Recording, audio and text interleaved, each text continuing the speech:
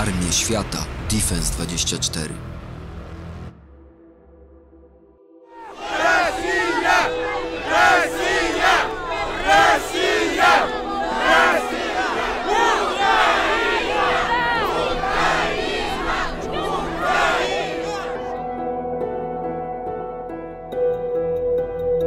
Z cyklu Armię Świata omówiłem dla Państwa ukraińskich specjalsów, a także dobrowolców, czyli formacje ochotnicze w obronie atakowanego przez Rosjan kraju. A z drugiej strony barykady uczestniczących w inwazji oraz dokonujących zbrodni wojennych wagnerowców oraz kadyrowców. W tym odcinku omówię milicję z okupowanych terytoriów wschodniej Ukrainy, z parapaństewek, tzw. Donieckiej Republiki Ludowej oraz Ługańskiej Republiki Ludowej. Oddziały te, obecnie z uwagi na bezprawną aneksję tych terytoriów przez Rosję, stały się częścią Sił Zbrojnych Federacji Rosyjskiej. Rekruci z Doniecka oraz Ługańska stali się mięsem armatnim Władimira Putina. Symbolem kiepskiego uzbrojenia oraz umundurowania separatystycznych milicji stały się zdjęcia, które obiegły media. Na jednym z nich widzimy żołnierza jednej z bojówek, uzbrojonego w karabin Mosin, pamiętający okres II wojny światowej. Wróćmy do samego początku. W okresie od 20 lutego do 21 marca 2014 roku trwały prowokacje rosyjskie na Krymskim Półwyspie oraz organizowana przez Moskwę operacja hybrydowa, której celem było przejęcie Krymu. Formalnie 18 marca 2014 roku Władimir Putin podpisał akt o przyłączeniu Krymu do Rosji, dokonując tym samym rozbiorów Ukrainy i łamiąc prawo międzynarodowe. Już w kwietniu 2014 roku rozpoczęła się dogrywka militarna, czyli rosyjska akcja na wschodniej Ukrainie. 7 kwietnia prorosyjscy separatyści zajęli w Doniecku budynek administracji obwodu oraz miejskiej rady. Do podobnych działań dochodziło w licznych miastach wschodniej Ukrainy. Ostatecznie separatystów wyparto z Mariupola, Kramatorska i Słowiańska. Donieck siłą rzeczy stał się więc nieformalną stolicą i metropolią działań rosyjsko-separatystycznych na wschodniej Ukrainie. Tak zwaną Doniecką Republikę Ludową utworzono w maju. Jej pierwszym premierem został Aleksandr Borodaj, obywatel Rosji, generał-major Federalnej Służby Bezpieczeństwa.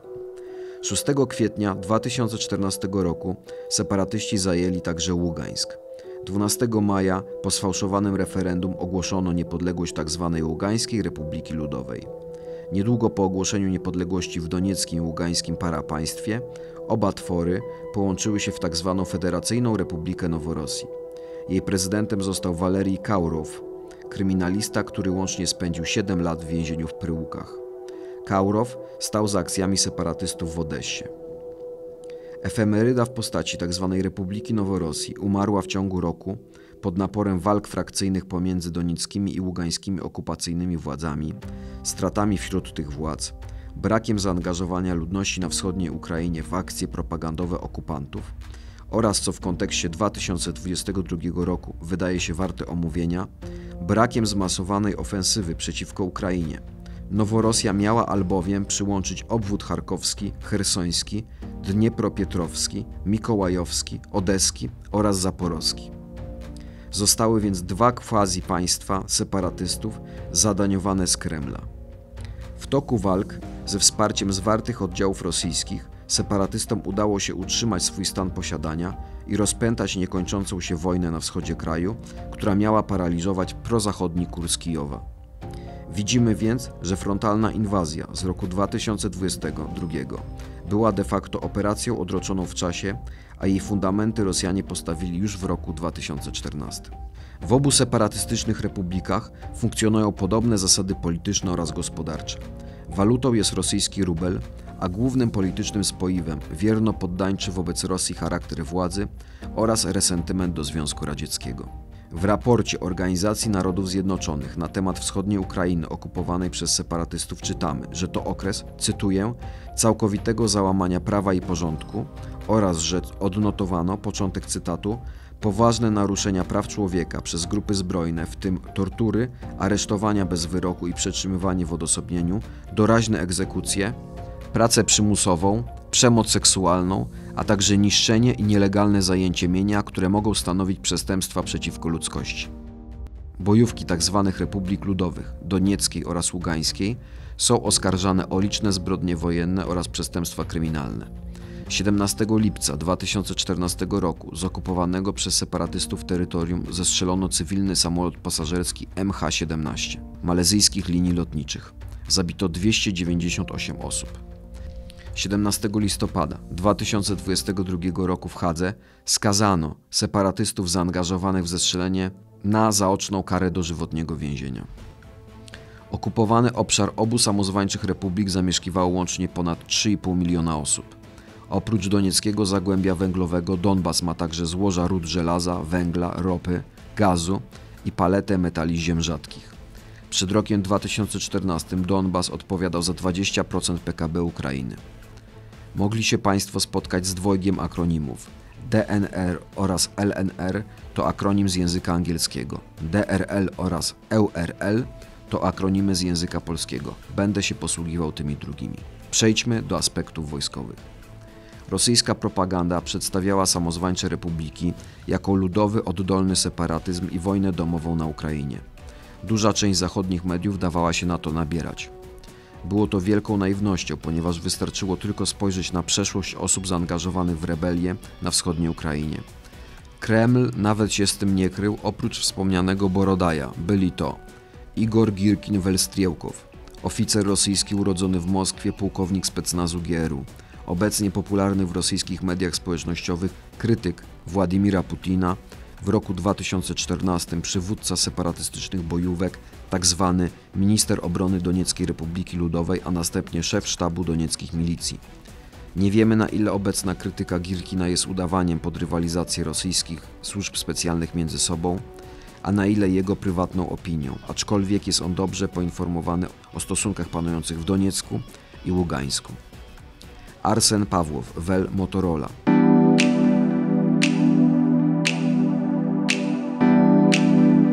Polecam książkę doktora Pawła Makowca Rajd w działaniach pododdziałów lekkich. Ta i inne książki w sklepie defense24.pl. Urodzony w poduralskiej radzieckiej Republice Komi, żołnierz armii rosyjskiej, pracował w Rostowie nad Donem. W Doniecku został pułkownikiem, dowodził batalionem Sparta. Brał udział w bitwie o Iłowajsk oraz Donieckie Lotnisko. Oskarżano o zbrodnie wojenne, w tym egzekucję ukraińskich jeńców. Zabił go ładunek wybuchowy podłożony w windzie 16 października 2016 roku. Z kolei w ostrzelanym przez nieznanych sprawców mieszkaniu zginął Michaił Tołstoch Giwi, dowódca batalionu Somalii, znany ze znęcania się nad ukraińskimi jeńcami. Co do rosyjskich macek, należy także wymienić Igora Bezlera Welbies, prawdopodobnie pułkownika GRU, który brał udział w wojnie czeczeńskiej. Pozostając przy personach związanych z okupacją wschodniej Ukrainy, nawiążę do 30 września 2022 roku, kiedy to w Moskwie zorganizowano uroczystość z okazji bezprawnej aneksji obwodów zaporowskiego i chersońskiego oraz obu tzw. Republik Ludowych, Donieckiej i Ługańskiej. Z tych dwóch tworów podpisy złożyli Dienis Puszylin oraz Leonid Pasiecznik. Puszylin w latach 2011-2013 był zamieszany w prowadzenie piramidy finansowej, a następnie próbował swoich szans w polityce. W obwodzie kijowskim otrzymał 0,08% głosów. Pasiecznik to renegat, płatny agent FSB, wcześniej pracował dla SBU. Pasiecznik z pomocą FSB obalił poprzedniego przywódcę tzw. Ługańskiej Republiki Ludowej Igora Płotnickiego. Doniecka Milicja Ludowa i Ługańska Milicja Ludowa to prorosyjskie bojówki paramilitarne w regionie Donbasu we wschodniej Ukrainie, które walczyły z siłami zbrojnymi Ukrainy w wojnie rosyjsko-ukraińskiej. W czasie wojny w Donbasie w latach 2014-2022 były związane z samozwańczymi republikami. Wspierały aktywnie rosyjskie wojsko podczas inwazji przeciwko Ukrainie w 2022 roku, będąc częścią sił uderzeniowych. We wrześniu 2022 roku Rosja anektowała DRL i EURL, a siły milicji zostały włączone w szeregi sił zbrojnych Federacji Rosyjskiej. Formacje milicyjne w Donbasie dzielą się na pierwszy korpus armijny DRL oraz drugi korpus armijny EURL. Jak wynika z estymacji Ośrodka Studiów Wschodnich przed inwazją siły tzw. separatystów, w Donbasie miały łącznie 8 brygad i 3 pułki zmechanizowane oraz brygadę artylerii i samodzielne bataliony czołgów. Sztab Generalny Sił Zbrojnych Ukrainy raportował 13 kwietnia 2022 roku, że w wyniku powszechnej mobilizacji ogłoszonej na okupowanych terenach Donbasu siły II Korpusu Armijnego EURL i I Korpusu Armijnego DRL uległy daleko idącemu wzmocnieniu osobowemu. Po rozpoczęciu rosyjskiej frontalnej inwazji sformowano w nich 5 nowych samodzielnych pułków zmechanizowanych o strukturze 5-batalionowej i liczebności co najmniej 1500 żołnierzy każdy. Dowództwo pułków składa się z oficerów rosyjskich. Tylko 5% składu osobowego miało doświadczenie bojowe. Nowe pułki zostały kiepsko wyekwipowane, uzbrojenie jest przestarzałe, od początku brakowało amunicji oraz środków medycznych. Nie brakuje w DRL i EURL oddziałów doborowych. Z najbardziej charakterystycznych jednostek należy wyszczególnić 11 Samodzielny Pułk Wostok, Batalion Rozpoznawczy Sparta oraz Batalion Szturmowy Somalii. Wszelako koncepcja użycia przez Rosjan tych sił jest jednoznaczna. Są to oddziały traktowane jako mięso armatnie. Mają wysokie straty. Jakie mają uzbrojenie? Pierwszy Korpus Armijny DRL 24 lutego 2022 roku posiadał do 220 czołgów T-64 i T-72, do 590 wozów bojowych różnych wariacji BMP i BTR, do 70 systemów rakietowych, głównie BM-21 Grad, trochę BM-27 Uragan i BM-30 Smiercz, do 230 środków artylerii ciągnionej, najwięcej D-30, do 140 jednostek artylerii samobieżnej, najwięcej 2 SI, do 40 środków OPL, Strela 10 i OSA AKM. Podobnym rodzajem broni, aczkolwiek w mniejszych ilościach, dysponował II Korpus Armijny EURL. Ile żołnierzy jest w szeregach obu korpusów armijnych? Na przestrzeni lat liczba ta wzrosła z 20 000 do 44 000. Pamiętajmy jednak, że Donbas stał się dla rosyjskiej frontalnej inwazji rezerwuarem wojennych mas. Branka w Donbasie ma charakter akcji łapaczy, którzy porywają z ulic pozostałych w cywilu mężczyzn. Rosja nałożyła na separatystów wysokie liczby przekazania rekruta na front. Oznacza to także, że korpusy są odtwarzane, ponieważ przy wielkich stratach wciąż dosyłane są kolejne fale żołnierzy.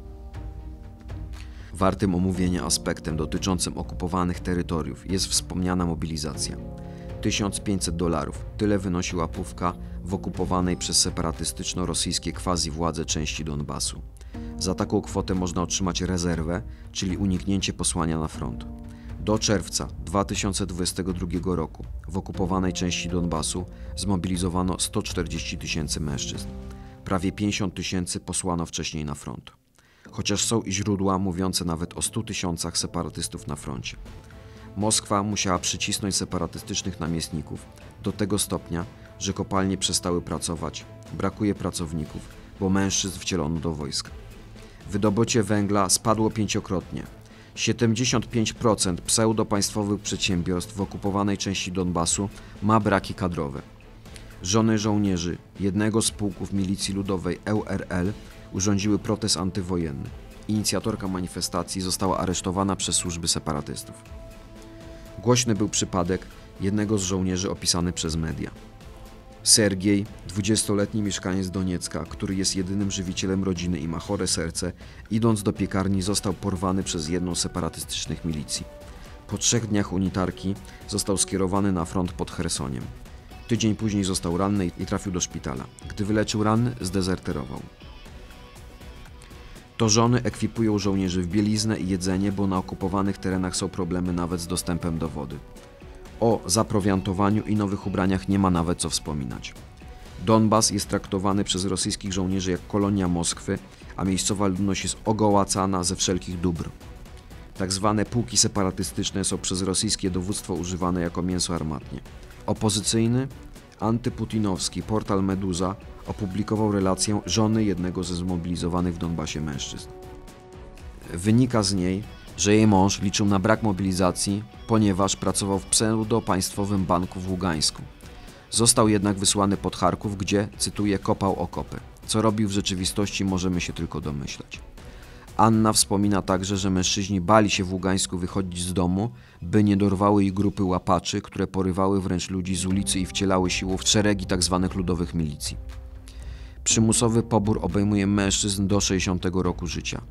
Obejmuje także tych, których wcześniej nie zakwalifikowano do służby wojskowej ze względu na zły stan zdrowia. Jedna z żon wcielonego do wojska mężczyzn napisała skargę do rosyjskiego Ministerstwa Obrony. W odpowiedzi otrzymała cyniczne zapewnienie, że, cytuję, Rosja nie ma prawa ingerować we wewnętrzne sprawy republiki. Docelowo separatystyczne korpusy armijne zostały rzucone na przełamanie ukraińskich okopów na wschodniej Ukrainie. Kombinowane siły korpusu armijnego DRL uczestniczyły w oblężeniu Mariupola, a siły EURL rzucono m.in. na Sewierodonieck. Obecnie wspomniane oddziały są porozrzucane na różnych odcinkach frontu w charakterze zapychania dziur. Niskie morale mięsa armatniego potwierdza fakt, że przełamanie ukraińskie pod Izium oraz pod Chersoniem rozpoczęło się na odcinkach frontów trzymanych przez oddziały separatystyczne.